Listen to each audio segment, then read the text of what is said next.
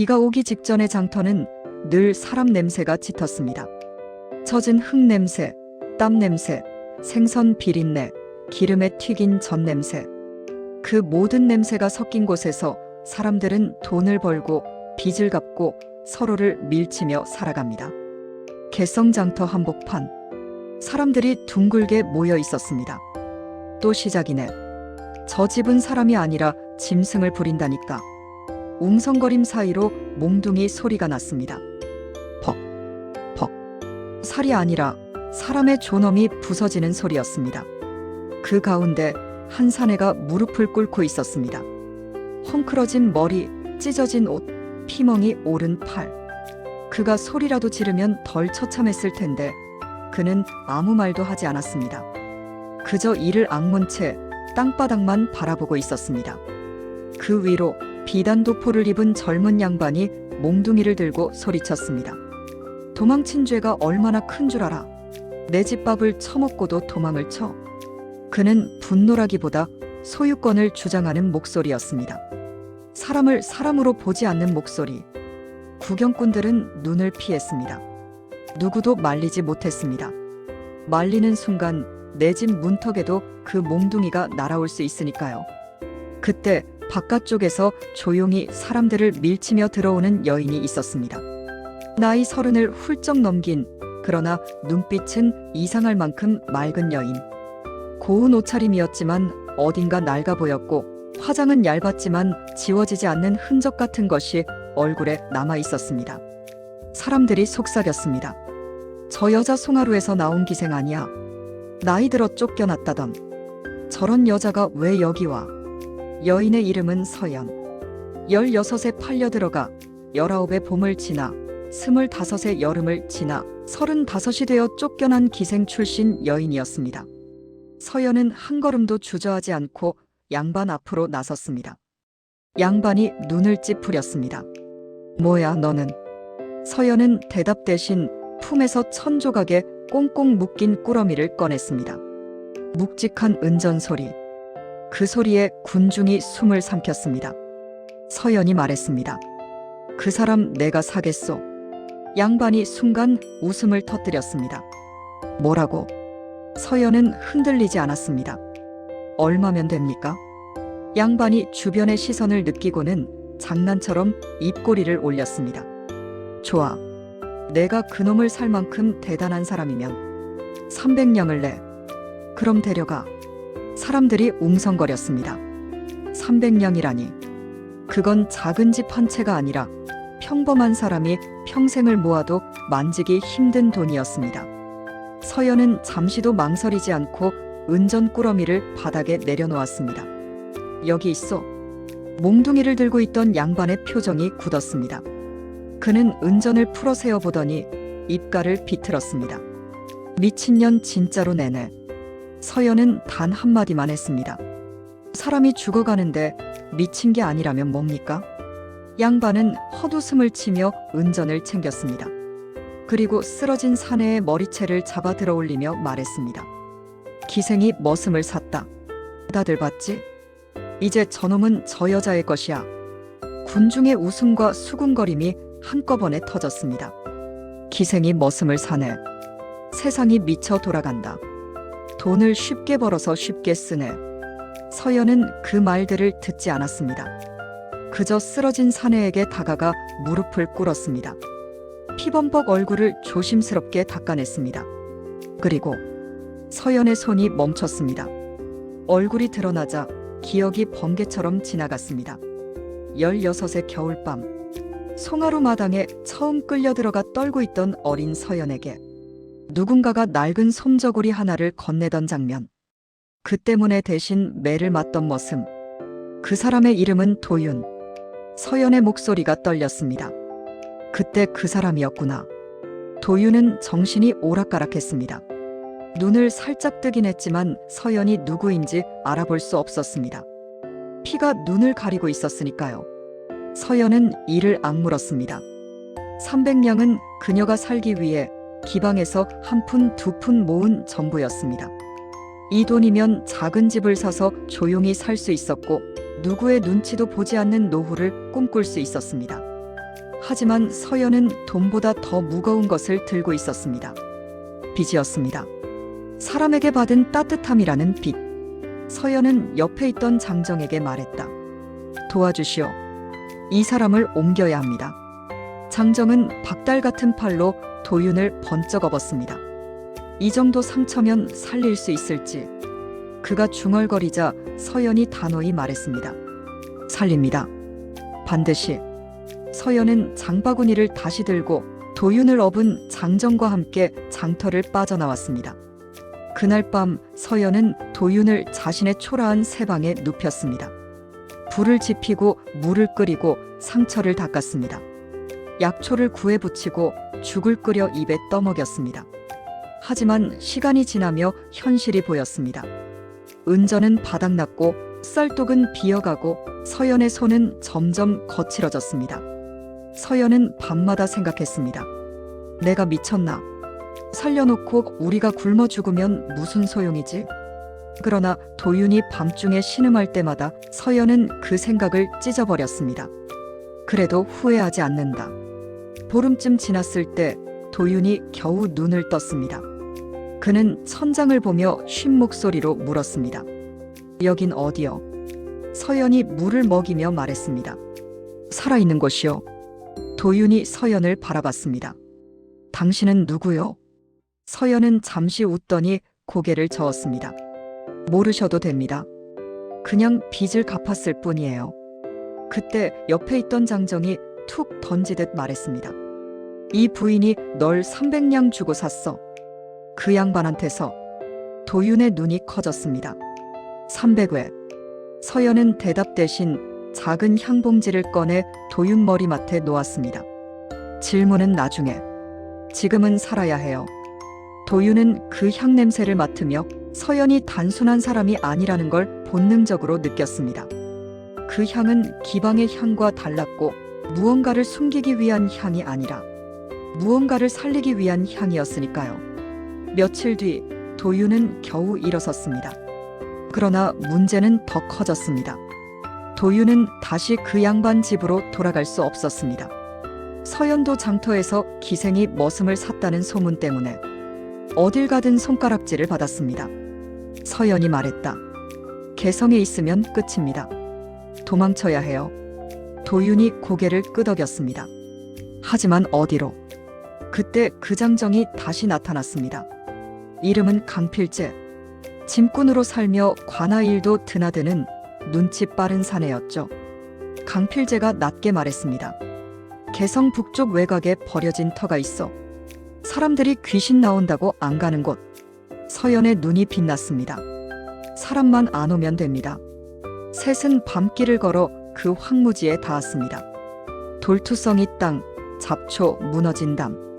하지만 산에서 내려오는 물길이 있었고 도윤은 그 물길을 보자마자 말했습니다. 도랑만 트면 살릴 수 있습니다. 서연은 그날 처음으로 웃었습니다. 그럼 살려요. 땅도 우리도. 며칠 동안 셋은 초가를 엮고 도랑을 팠습니다. 서연의 손바닥엔 물집이 잡히고 도윤의 어깨엔 새 흉터가 겹겹이 올랐습니다. 그러나 물길이 트이던 날 산물은 도랑을 따라 흐르며 햇빛을 반짝였습니다. 그 물을 본 순간 서연은 울컥했습니다. 드디어 됐어요. 도윤도 웃었습니다.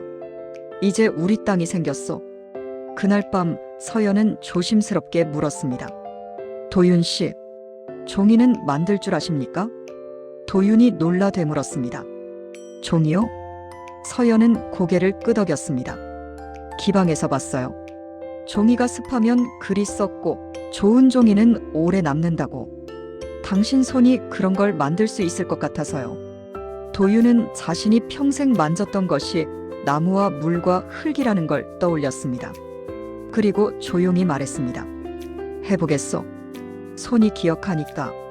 그렇게 서연의 향과 도윤의 종이가 처음으로 같은 꿈을 꾸기 시작했습니다. 하지만 그들이 몰랐던 게 있었습니다. 그 양반 민도겸이 그들을 잊지 않았다는 사실. 그리고 300냥은 끝이 아니라 시작이었습니다. 그날 밤 초가 밖에서 바람이 울었습니다. 사람들은 그 소리를 귀신이라 불렀지만 서연은 오히려 속으로 중얼거렸습니다. 귀신이라도 좋다. 사람만 오지 마라. 그러나 세상에서 가장 무서운 건 귀신이 아니라 욕심 많은 사람이었습니다. 새벽 어딘가에서 말발굽 소리가 아주 희미하게 들려오고 있었습니다. 관아 마당은 생각보다 넓었습니다. 새벽 안개가 아직 걷히지 않았는데도 사람들은 이미 모여 있었습니다. 장터에서 소문이 먼저 달려와 있었던 겁니다. 기생 출신 여인이 이상한 종이를 만든다더라. 노비가 장인이 됐다더라. 소문은 늘 사람을 먼저 죄인으로 만들고 나중에야 진실을 붙였습니다. 서연과 도윤은 종이꾸러미와 향 항아리를 들고 관아문을 넘었습니다. 도윤은 발끝이 자꾸 뒤로 빠지려 했지만 서연이 앞에서 한 걸음도 흔들리지 않았습니다. 마당 한쪽에는 민도겸의 마차가 서 있었고 그 옆엔 비단 옷차림의 민도겸이 팔짱을 낀 채 서연을 기다리고 있었습니다. 왔구나. 민도겸이 비웃듯 말했습니다. 사또 앞에서 울며 빌 생각이면 미리 말해. 난 사람들 앞에서 우는 걸 좋아하거든. 서연은 민도겸을 보지도 않고 강필재를 찾았습니다. 강필재는 서리답게 무표정했지만 눈빛으로 들어가라고 말하고 있었습니다. 드디어 대청. 사또는 서책을 펼쳐놓고 앉아 있었고 좌우로 서리들이 늘어서 있었습니다. 서연과 도윤이 무릎을 꿇자 사또가 먼저 민도겸을 바라봤습니다. 민도겸, 내가 올린 종이 이게 맞느냐? 민도겸은 고개를 숙이며 능청스럽게 대답했습니다. 예, 사또. 저 여인과 도망 노비가 제 집에서 배운 기술로 장사를 벌여 백성의 돈을 속여 빼앗으려 하였습니다. 서연은 그 말에 입술을 깨물었습니다. 사또가 서연을 보며 물었습니다. 내가 서연이냐? 기방을 나왔다지. 서연은 고개를 들고 또렷하게 답했습니다. 예, 사또. 그리고 저자가 도윤인가? 도윤은 목이 타들어갔지만 고개를 들었습니다. 예. 사또가 손짓하자 강필재가 서연이 들고 온 종이를 받아 올렸습니다. 사또는 종이 한 장을 집어 손가락 끝으로 쓸어보았습니다. 그는 잠시 말이 없었어요. 종이를 만지는 손이 마치 사람의 맥을 짚는 의원의 손처럼 섬세했습니다. 이 결은 당나무를 오래 삶았구나. 사또가 낮게 말하자 도윤의 눈이 커졌습니다. 사또가 아는 사람이었습니다. 적어도 종이의 길을 아는 사람. 사또가 이어 물었습니다. 누가 가르쳤지? 도윤이 조심스럽게 답했습니다. 아무도 가르치지 않았습니다. 대감댁 서구가 습하면 종이가 상하니 제가 당나무를 찾아 만들어 보았습니다. 사또는 고개를 끄덕였습니다. 그럼 너는 서구를 지키며 종이 만드는 법을 스스로 배웠다는 말이냐? 예. 그런데 왜 도망쳤지? 도윤의 눈이 흔들렸습니다. 그 질문은 종이가 아니라 삶을 묻는 질문이었으니까요. 도윤은 천천히 말했습니다. 저는 사람으로 살고 싶었습니다.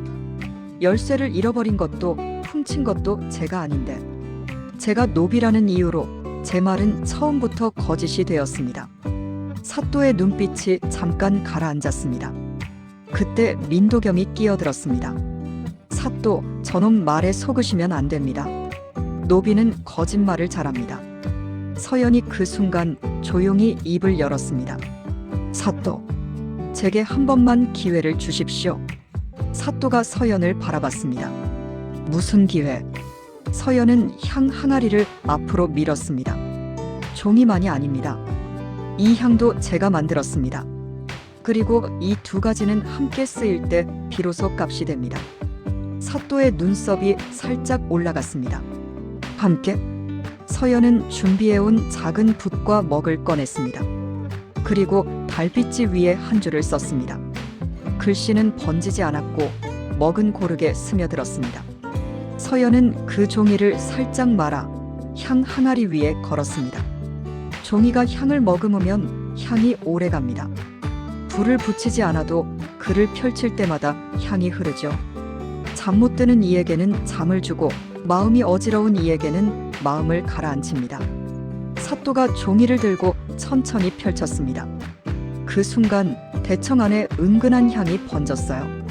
서리들의 표정이 바뀌었습니다. 강필재의 눈빛도 흔들렸습니다. 그가 처음 맡는 향이 아니었습니다. 어딘가 오래된 기억을 건드리는 향이었죠. 사또는 종이를 내려놓고 잠시 눈을 감았습니다. 그리고 조용히 말했습니다. 이 향 내 어머니가 쓰시던 약향과 비슷하구나. 민도겸의 표정이 순간 굳었습니다. 사또가 민도겸을 돌아보았습니다. 민도겸, 내가 말한 속임수는 어디 있느냐? 민도겸은 당황을 숨기며 웃었습니다. 사또, 향이 아무리 좋아도 저놈은 제 집의 노비였고 그 기술은 제 집에서 나온 것이니. 사또가 말을 끊었습니다. 기술은 사람에게서 나온다. 집에서 나오지 않는다. 대청이 순간 조용해졌습니다. 사또는 서연에게 물었습니다. 너는 왜 저자를 샀느냐? 값이 적지 않았을 텐데. 서연은 숨을 고르고 답했습니다. 저자는 제게 한 번 사람으로 대해준 적이 있습니다. 그 은혜가 제 삶을 버티게 했습니다. 저는 그 빚을 갚고 싶었습니다. 민도겸이 비웃었습니다. 은혜? 기생이 은혜를 운운하다니. 서연은 고개를 들고 또렷하게 말했습니다. 은혜는 신분이 아니라 마음에서 나옵니다. 사또가 손가락으로 책상을 톡톡 두드렸습니다. 좋다. 그러면 이렇게 하자. 민도겸의 눈이 빛났습니다. 이제 끝이구나라는 표정이었죠. 하지만 사또의 말은 반대였습니다. 도윤, 내가 만든 종이는 관아에서 한 달 동안 쓰겠다. 서연, 내가 만든 향도 함께 쓰겠다. 값은 관아에서 정당히 치르겠다. 민도겸이 벌떡 일어섰습니다. 사또, 그건. 사또가 단호히 말했습니다. 민도겸, 내가 이들을 범죄자로 몰고 싶다면 내가 잃어버렸다는 창고 열쇠부터 찾아라. 없는데도 남을 때렸다면 그 죄가 더 크다. 민도겸은 얼굴이 붉어졌지만 입을 다물 수밖에 없었습니다. 그날부터 서연과 도윤은 관아 뒤편 작은 창고를 빌려 종이와 향을 만들기 시작했습니다. 강필재는 설이었지만 틈틈이 재료를 구해주었고 사또는 놀라울 정도로 기다릴 줄 아는 사람이었습니다. 하지만 민도겸은 물러서지 않았습니다. 며칠 뒤 서연이 향 항아리를 열었는데 안에 있던 재료가 누군가에 의해 바뀌어 있었습니다. 국화 대신 독성이 센 잡초가 섞여 있었던 겁니다. 서연의 손끝이 얼어붙었습니다. 도윤이 다급히 물었습니다. 누가 이런 짓을? 강필재가 이를 악물었습니다. 관아 안에 손이 들어왔다는 뜻이요. 사또는 오히려 결정을 내렸습니다. 내일 향지 한 장을 만들어 관아 마당에서 공개하라. 서연이 놀라 물었습니다. 지금요? 위험합니다. 사또가 고개를 끄덕였습니다. 그래서 공개한다. 숨어서 만들면 너희는 늘 죄인이 된다. 사람들 앞에서 만들고 사람들 앞에서 검증받아라. 다음 날 관아 마당. 서연은 향재료를 하나하나 사람들 앞에 펼쳤습니다. 이건 국화, 이건 솔잎, 이건 진피. 그리고 일부러 재료를 손에 올려 냄새를 맡게 했습니다. 사람들의 표정이 바뀌었습니다. 속임수가 아니라 노력이 보였으니까요. 그런데 군중 뒤편에서 민도겸이 씩 웃는 게 보였습니다. 그 웃음은 나도 준비했다는 웃음이었죠. 서연이 향지를 완성해 사또에게 올리려는 순간 갑자기 누군가가 외쳤습니다. 저 여인이 독을 섞었다. 민도겸의 하인이 작은 종이 봉투를 흔들었습니다. 여기 독초가 나왔어. 저 향 항아리에서. 사람들이 흔들리기 시작했습니다. 서연의 얼굴이 창백해졌습니다. 그때 강필재가 앞으로 나섰습니다. 사또, 항아리는 어제부터 제 봉인 아래 있었습니다. 봉인을 깬 흔적이 없었고 열쇠도 제게 있었습니다. 민도겸의 표정이 처음으로 흔들렸습니다. 사또가 천천히 말했다. 그럼 이 봉투는 누가 가져왔지? 사또는 명령했습니다. 하인을 묶어라. 그리고 민도겸, 너도 남아라. 민도겸이 소리쳤습니다. 사또, 어찌 저런 천한 것들 말을. 사또가 단호하게 대답했습니다. 처남을 따질 때가 아니다. 거짓을 따질 때다. 그날 밤 사또는 몰래 서연과 도윤을 불러 말했습니다. 민도겸이 단순히 너희 장사를 막으려는 게 아니다. 그놈은 관아 창고와 맞물린 큰 돈줄을 쥐고 있다. 장부를 보여주며 사또가 덧붙였습니다. 민도겸 댁이 납품하는 종이는 값이 3배다. 그런데 품질은 최악. 서연은 그제야 알았습니다. 민도겸이 진짜로 두려워하는 건 기생과 노비가 아니라 자신의 거짓 장부가 드러나는 순간이라는 걸. 사또가 낮게 말했습니다. 증거가 필요하다.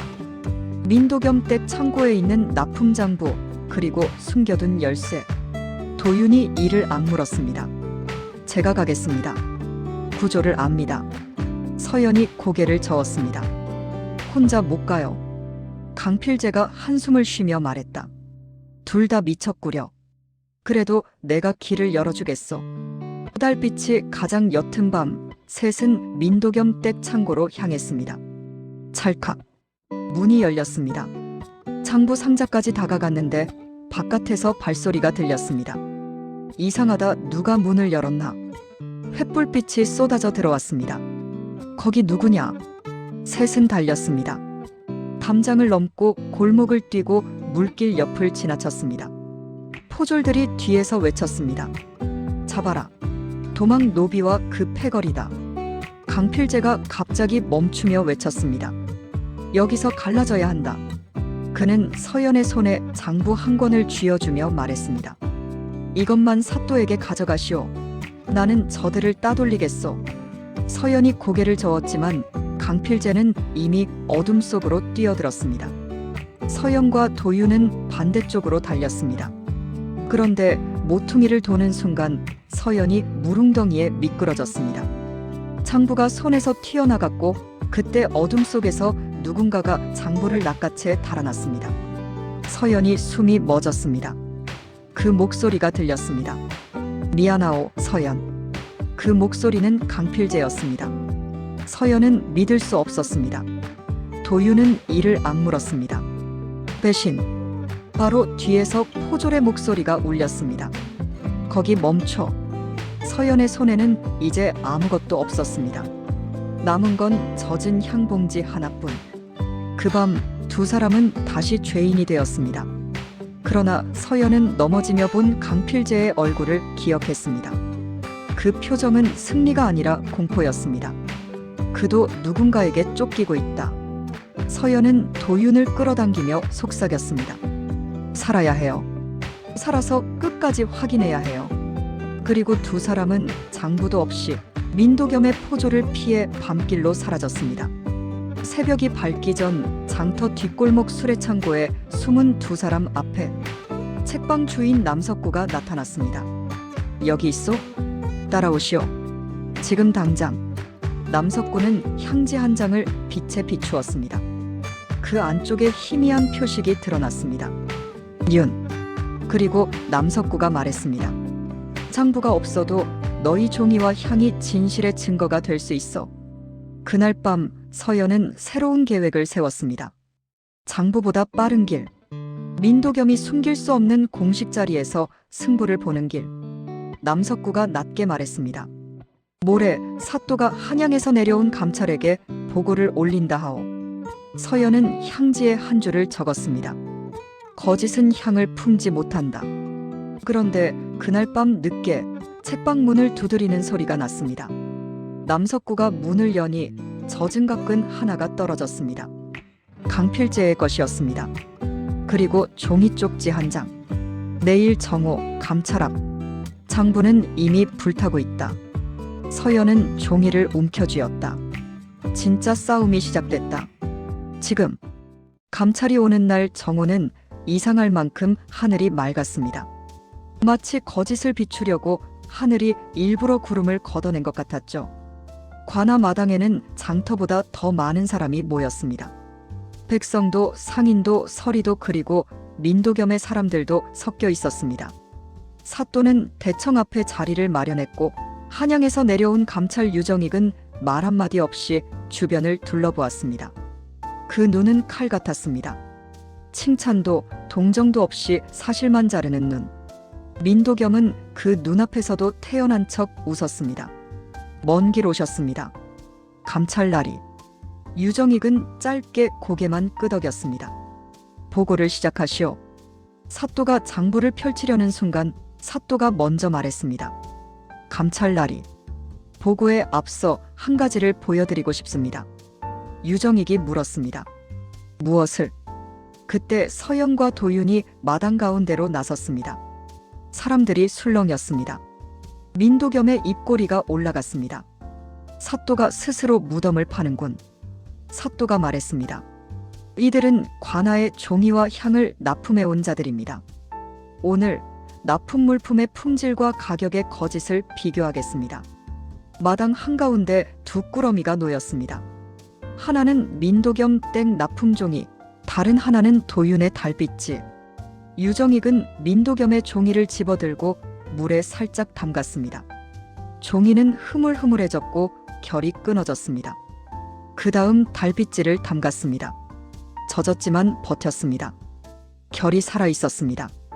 유정익이 고개를 들었습니다. 같은 종이인데 왜 비싼 쪽이 더 약한가? 민도겸이 둘러댔습니다.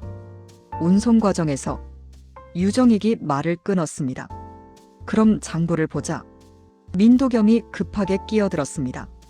감찰날이, 저 여인은 기생 출신입니다. 도윤은 도망 노비입니다. 죄가 있는 자를 왜? 그때 서연이 앞으로 나섰습니다. 감찰날이, 제가 죄가 있다면 벌을 받겠습니다. 하지만 먼저 한 가지만 듣고 판단해 주십시오. 서연은 향지 한 장을 펼쳤습니다. 그 종이에는 아주 은근한 향이 스며 있었습니다. 유정익이 종이를 들고 냄새를 맡는 순간 그의 표정이 아주 미세하게 흔들렸습니다. 짧게, 그러나 분명히. 서연이 말했습니다. 거짓은 향을 오래 품지 못합니다. 겉에 바르면 금세 날아가고 속에 스며들지 못하니까요. 하지만 이 향지는 종이 속까지 향이 들어갑니다. 그리고 민도겸 대감의 납품 종이에는 이런 향도, 이런 결도 없습니다. 민도겸이 비웃었습니다. 향이 난다고 무슨 증거가? 유정익이 조용히 물었습니다. 민도겸, 너는 왜 이렇게 급하냐? 민도겸의 목이 잠깐 막혔습니다. 유정익이 덧붙였습니다. 내가 납품한 종이 값이 3배라 했다. 그런데 품질은 더 나쁘다. 여기서 급해질 이유는 하나뿐이지. 바로 그때 서리 둘이 묶인 사람 하나를 끌고 나왔습니다. 젖은 옷, 얼굴에 멍, 흐트러진 가끈. 강필재였습니다. 사람들이 웅성거렸습니다. 강필재는 서연을 바라봤습니다. 눈빛은 미안함으로 가득했습니다. 사또가 말했습니다. 강필재는 어젯밤 스스로 관아로 돌아왔다. 그리고 자백했다. 강필재가 떨리는 목소리로 말했습니다. 제가 장부를 빼앗았습니다. 민도겸 대감이 제 가족을 잡고 협박했습니다.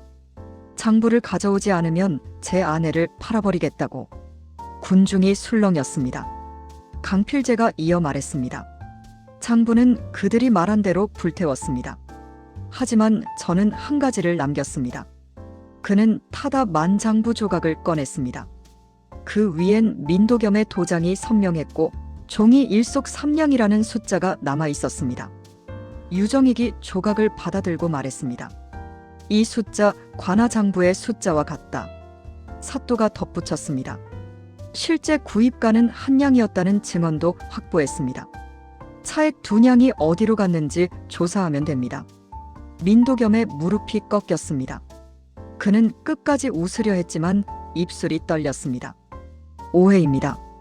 유정익의 목소리는 얼음 같았습니다. 백성의 세금을 3번으로 불려 먹은 게 오해라. 민도겸이 마지막 발악을 했습니다. 그럼 저 노비는? 도윤은 내 집 노비였다. 변하지 않는다. 그때 도윤이 스스로 앞으로 나섰습니다. 제가 노비였던 건 사실입니다. 하지만 노비라는 이름으로 제 말은 처음부터 거짓이 됐습니다. 저는 이제 제 손으로 제 삶을 벌고 싶습니다. 누군가의 물건이 아니라 제 이름으로. 유정익이 물었습니다. 내가 원하는 건 무엇이냐? 도윤이 답했습니다. 해방을 원합니다. 사람으로 살 권리를. 사또가 서책을 들어 올렸습니다. 감찰날이. 민도겸 댁은 도윤을 사사로이 부리며 세금 신고도 누락했습니다. 법대로라면 도윤은 관에 귀속되어야 합니다. 유정익이 단호하게 말했다. 관에 귀속된 노비는 공로가 있으면 해방될 수 있다. 그는 도윤의 종의를 들었습니다. 이 종의는 관아의 낭비를 막을 수 있다. 공로로 인정한다. 도윤을 해방하라. 마당이 멈췄다가 곧 웅성거림이 폭발했습니다. 도윤은 믿을 수 없다는 듯 서연을 바라봤습니다. 서연은 눈물이 터질 것 같았지만 참았습니다. 도윤의 눈에도 뜨거운 것이 차올랐습니다. 그는 처음으로 숨쉬는 표정을 지었습니다. 유정익이 명령했습니다. 민도겸은 즉시 구금하라. 납품비리와 협박, 무고의 죄로 조사하겠다. 민도겸이 끌려가며 소리쳤습니다. 서연, 내가 뭘 안다고. 서연은 조용히 답했습니다. 저는 사람이 어떤 값으로 살아남는지 압니다. 당신은 그걸 돈으로만 샜고요. 재판 후 사또는 서연과 도윤, 남석구, 강필재를 따로 불렀습니다. 강필재는 무릎을 꿇고 말했습니다. 미안합니다. 겁이 나서. 서연은 잠시 바라보다가 답했습니다. 살려고 한 거죠. 이해해요. 하지만 다음엔 누군가를 팔아 살지 마세요. 사또는 말했다. 서연, 도윤, 너희에게 관아의 공인 자리를 주겠다. 서연이 조심스럽게 물었습니다. 저 같은 사람이 공인이 될 수 있습니까? 사또가 고개를 끄덕였습니다. 마음이 곧 관인의 자격이다.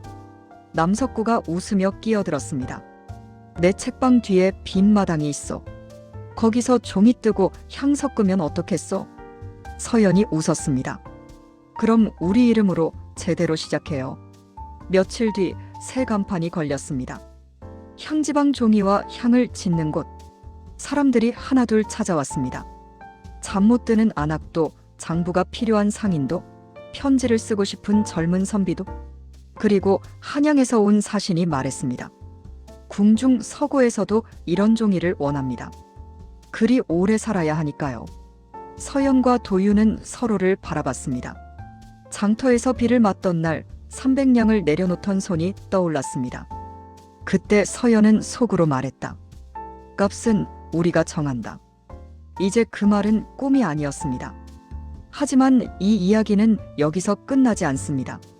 사람들은 민도겸이 무너졌다는 결과만 기억하겠지만 서연에게 진짜 싸움은 그 다음부터 시작이었어요. 세상은 한 번의 판결로 바뀌지 않으니까요. 장터에는 또 소문이 떠돌았습니다. 사또랑 한패라더라. 기생을 밀어준다더라. 서연은 그 말들을 들으며 조용히 웃었습니다. 그래, 또 시작이구나. 그래서 서연은 장터 한가운데로 나갔습니다. 피하지 않았습니다. 대신 향지 한 장씩을 무료로 나눠주었습니다. 공짜가 아닙니다. 여러분이 오늘 밤 한숨 더 자면 그게 제 값입니다. 그 말은 장터에 남았습니다. 누군가는 그 종이를 베개 밑에 넣고 잠들었고 누군가는 서책 사이에 끼워두었다가 글을 펼칠 때마다 향이 나는 걸 보고 놀랐습니다. 도윤은 더 단단한 종이를 만들기 시작했습니다. 표식윤을 정교하게 넣고 젖어도 번지지 않는 종이를 만들었습니다. 강필재는 관아에서 납품 장부를 새로 정리하기 시작했습니다. 장부는 숫자만 적는 게 아니라 사람의 삶이 어디로 새는지 기록하는 겁니다. 그리고 어느 밤 도윤이 서연에게 물었습니다. 그날 왜 나를 샀어요? 300냥은 당신 삶이잖아요. 서연은 조용히 답했습니다. 맞아요. 내 삶을 걸었죠. 근데 그날 처음으로 내 삶이 내 것이 된 느낌이었어요. 내 돈을 어디에 쓸지, 내 마음을 어디에 둘지 내가 정했으니까. 도윤이 떨리는 목소리로 물었습니다. 후회 안 해요? 서연이 웃었습니다. 무섭긴 해요. 하지만 후회하진 않아요. 그 돈이 없었으면 당신이 없었고, 당신이 없었으면 지금의 내가 도윤은 무릎을 꿇고 서연의 손을 잡았습니다. 이제는 내가 당신 편이 되고 싶어요. 서연은 그 손을 더 꽉 잡았습니다. 그럼 약속해요. 돈 때문에 사람을 버리는 일은 하지 않기로.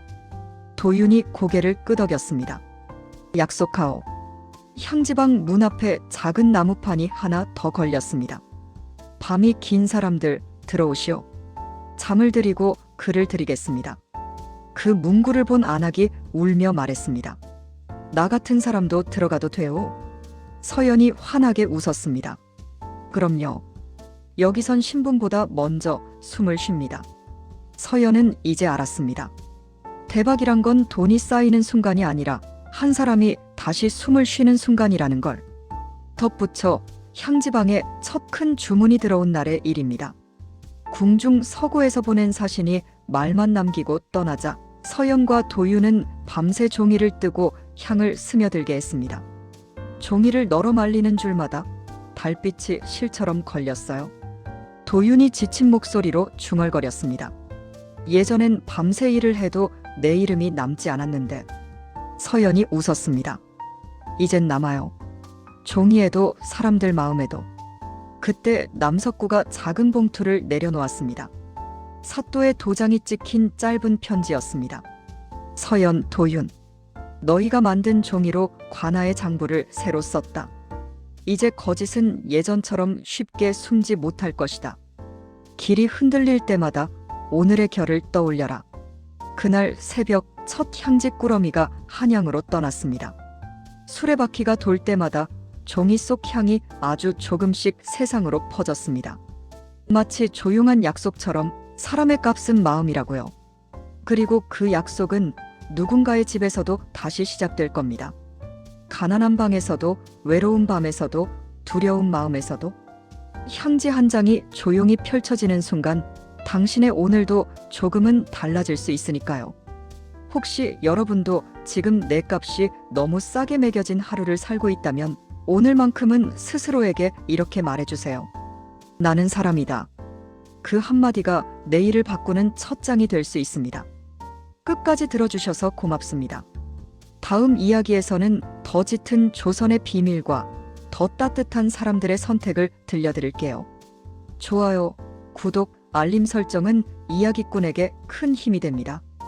여러분의 밤이 조금 더 편안하길 바랍니다. 다음에 또 만나요. 정말 고맙습니다.